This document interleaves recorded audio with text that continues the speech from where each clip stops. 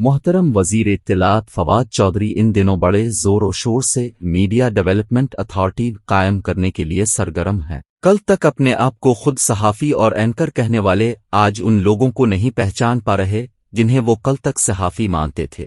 वो जैसी तंजीम को भी मीडिया मालिकान से जोड़ रहे हैं, ये जानते हुए भी कि इसकी 1950 से तारीख की आ रही है और उसने सहाफ़ती तारीख की सबसे बड़ी हड़ताल मालिकान के खिलाफ ही की थी। 1970 में हम कमज़ोर ज़रूर हुए हैं और अब जैसे हुक्मरानों ने हमें तोड़ा भी है, मगर याद रखें आज भी कुछ दीवाने सड़कों पर हैं। आज़ादी सहाफ़त के तहफ़्फ़ुज़ के लिए मुझे नहीं पता कि अब इस अथॉरिटी के क़याम के बाद पहले मीडिया माशाल्लाह एडमिनिस्ट्रेटर के तौर पर याद रखे जाएंगे।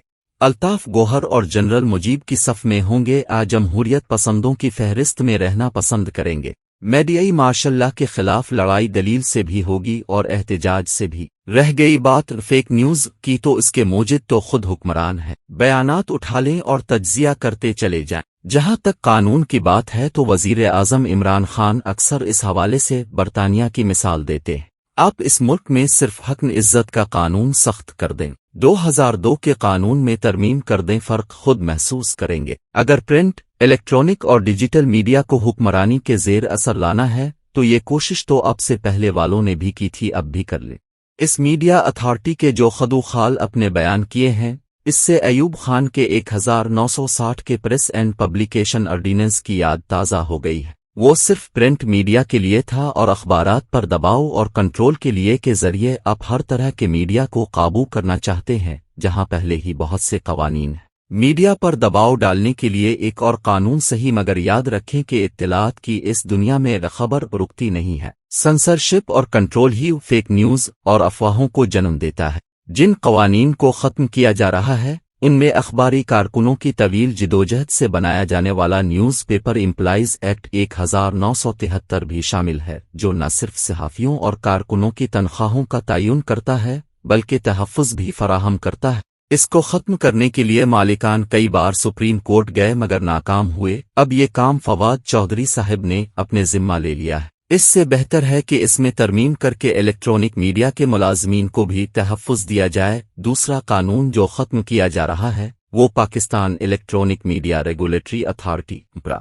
ये कानून टीवी चैनल्स को लाइसेंस देने और रेगुलेट करने के लिए लाया गया था। इसमें हुकूमती और रियासती मुदाखलत न हो तो उसे भी बेहतर किया जा सकता है। वैसे जब यह कानून बन रहा था तो ने करास मीडिया ओनरशिप की मुखालफत की थी, क्योंकि खदशा था कि इजारादारियां कायम होंगी, मगर शेख रशीद अहमद और फवाद साहिब जैसे लोग इसके हक में थे। ये ऐसा ही है कि जब 2014 में मुस्लिम लीग की हुकूमत में इंसिडान इलेक्ट्रॉनिक क्राइम्स एक्ट बना तो ने खबरदार किया कि इसका गलत इस्तेमाल हो सकता है। आज उसे FIA के जरिए हरासा करने के लिए इस्तेमाल किया जा रहा है, मगर उसे खत्म नहीं किया जा रहा। इस अथॉरिटी के बाद press council of Pakistan act 2002 भी खत्म हो जाएगा। वैसे तो पिछले 3 साल से इसका चेयरमैन मुकर्रर न करके हुकूमत ने इसका खात्मा कर दिया है। अब सिर्फ ज़ाब्ते की कार्रवाई बाकी है। 100 बिस्म कीजिए। इस अथॉरिटी के क़याम के बाद न्यूज़ एजेंसी एंड बिक रजिस्ट्रेशन ऑर्डिनेंस 2002 और मोशन पिक्चर ऑर्डिनेंस 1979 भी खत्म हो जाएगा। फिर सब अच्छी किताबें और फिल्में बनेंगी। बस अब सबको लाइसेंस और रजिस्ट्रेशन के लिए दरबार में हाजिरी देनी होगी। अब अगर किसी को जाबिर सुल्तान के सामने कलिमा हक कहने की बुरी आदत पड़ी हुई है तो ऐसे लोगों के लिए सहाफ़त का खात्मा समझें। इस सब के बाद मीडिया का हाल क्या होगा, इसकी निशानदेही बहुत पहले मोहसिन भोपाली मरहूम ने जिया की सेंसरशिप के ज़माने में कर दी थी। इब्लाग के लिए नुत्तम अखबार देखना हो जुस्तजू तो कूचा व बाजार देखना, ऐसा ना हो कि हश्र में वजह सजा बने। नक्शे में एक शबी का 6 बार देखना। तलकीन एतमाद वो फरमा रहे हैं आज रातलब में खुद जो कभी मोतबर न थे। नैरंगी सियासत दौरान तो देखिए मंजिल उन्हें मिली जो शरीक सफ़र न थे। बानी पाकिस्तान कायदे अज़म मोहम्मद अली जिन्ना आज़ादी सहाफ़त के अलमबरदार थे, मगर 11 अगस्त 1947 को खुद उनकी तकरीर सेंसर करने की साजिश डान के मुदीर अल्ताफ़ हुसैन ने नाकाम बना दी। आज के वज़ीर इत्तलात जिन्ना के अखबार पर बैन अल-अक़वामी एस्टेब्लिशमेंट का हिस्सा होने का इल्ज़ाम लगा रहे हैं। सबूत है तो अदालत जाएं। फेक न्यूज़ क्यों फैला रहे हैं? मुल्क टूट रहा था और कहा गया लिखूं कि सब ठीक है। इसी माइंड सेट ने सहाफ़ियों को गिरफ्तार कराया, मीडिया पर पाबंदियां लगवाईं, सहाफ़ी गुमशुदा हुए, बहुत से मारे गए اور کچھ کو چینل سے ہٹا دیا گیا اور ان کے کالم رکوا دیے گئے۔